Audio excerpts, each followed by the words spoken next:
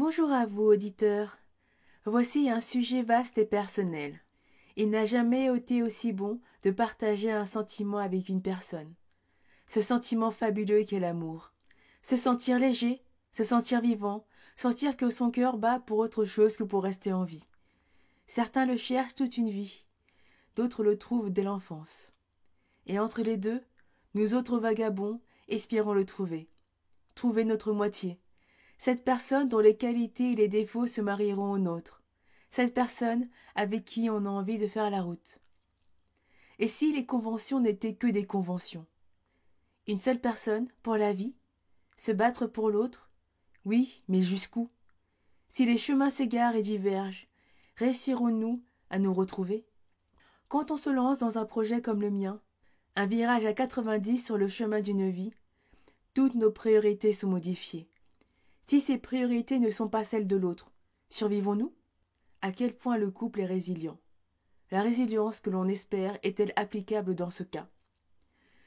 Une installation seule, au milieu de la campagne, des champs tout autour, et un rythme travail, travaux dodo qui me laisse si peu de temps. Ce sentiment de solitude qui pèse sur chaque personne qui se lance seule. Alors, il n'est pas continu, mais parfois, au coin du feu, j'aimerais des bras et une épaule où me caler.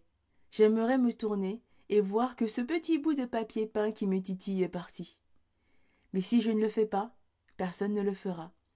Il faut cette force, cette détermination. Il faut se motiver seul, chaque jour. À mon arrivée dans le Limousin, il y avait cette personne.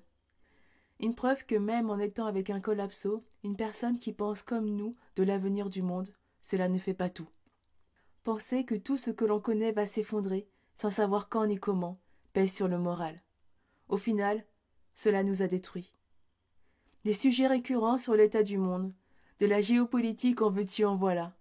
L'absence de ces sujets légers, fut-il?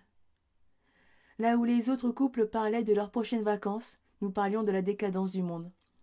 Les autres parlaient shopping, nous parlions travaux.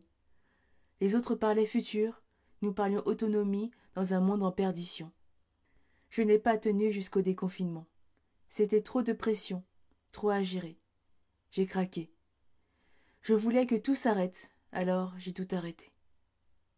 À présent, je me consacre à mon projet. Au final, il me tient. Un but pour avancer, quelque chose à quoi se raccrocher, dans un monde où le futur est incertain. J'ai lu beaucoup de témoignages de personnes découvrant la collapsologie en étant en couple. L'un adhère, l'autre non. L'un veut changer de mode de vie, l'autre non. L'un des deux, voire les deux, finissent malheureux. Alors, pour les célibataires qui souhaitent faire des rencontres, le sujet peut vite devenir sensible. La collapsolo quoi? Ah oui, tu crois carrément que c'est la fin du monde en fait. Très peu pour moi. Alors nous revenons au groupe sur la collapsologie.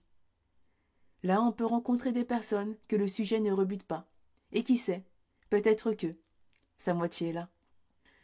Ou fortuitement, rencontrer une personne de long terme collapsologie n'évoque rien, mais qui inspire déjà une vie simple, résiliente, au plus proche de la nature. Je ne sais pas ce que l'avenir me réserve, mais je reste positive. J'essaie de garder une porte et le cœur ouvert, qui sait. Peut-être que ma moitié se montrera.